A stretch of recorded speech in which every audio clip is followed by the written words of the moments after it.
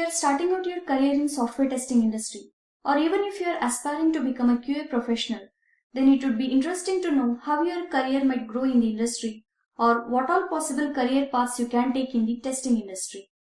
In this lecture, we will try to provide the common career paths that most professionals take in the testing industry. Knowledge of these career paths will provide you clarity on your future goals and aspirations, where you wish to take your career, what you want to become, say 5 or 10 years down the line. Also, if you know where you are headed, you can prepare yourself better for those roles and strive to reach there before your colleagues can. You can gain a competitive edge over others by acquiring all the technical and managerial skills before your next appraisal. So let's have a look at the possible career paths a software tester can take. Okay, if you land yourself a testing job, then the first designation you might get is a test engineer. Now, the terminologies used to define this designation are different and are different with every organization. Sometimes it is also called as software tester or manual tester or functional test engineer or QA engineer. But the basic tasks performed remain the same. The main task of the test engineer is to execute test cases and perform manual testing on the application under test. They might also be asked to write test cases and log defects.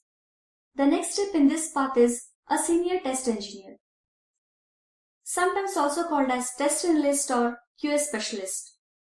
The tasks of senior test engineer would span more around the software test lifecycle and include tasks like creating plans and test flows, creating and maintaining test reports, defect reports, communicating with developers for clarifications, etc.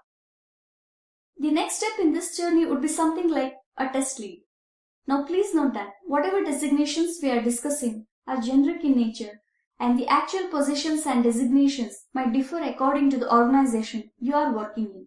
For example, some organizations consider a senior test engineer itself as test lead, or the QA managers themselves might act as leads if the project constraints do not allow for a separate position. So it totally depends on the organization structure and the project you are working on.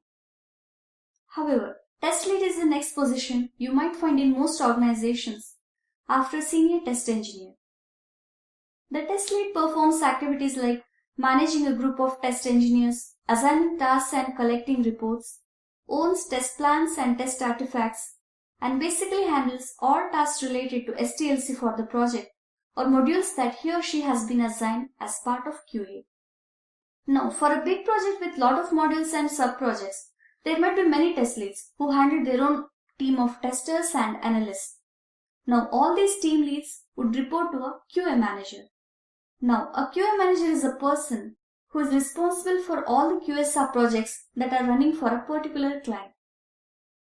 QA manager's role is to make sure all QA projects are running smooth and are on schedule. QA manager is mostly involved in managerial activities like resource allocation, budget allocation, creating schedules for delivery, and so on. QA managers usually do not perform any testing themselves, but make sure all testing activities are going in the right direction. QA managers report to project managers. Now, a project manager is a person who is usually above all vertical managers like the QA manager, development manager, architects, etc. A project manager is usually the first contact point for all clients.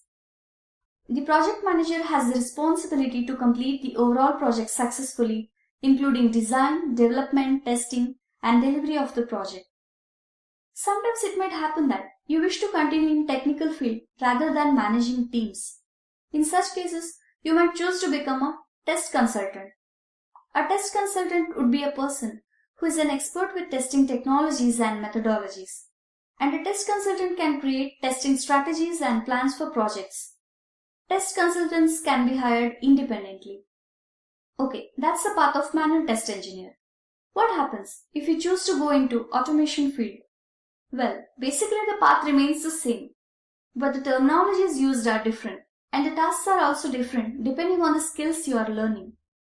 You would start as an automation engineer and the task here would be to execute the scripts developed by more experienced people.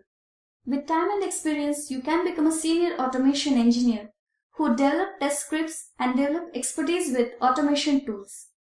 Similar to manual testing path, here too you can go on to become an automation lead and handle all project related automation activities, create artifacts, and guide the people who work under you. An automation lead with experience and domain expertise can go on to handle a complete QA project by becoming the QA manager. Or they can move in technical field and become automation consultants and create automation strategies and plans for projects.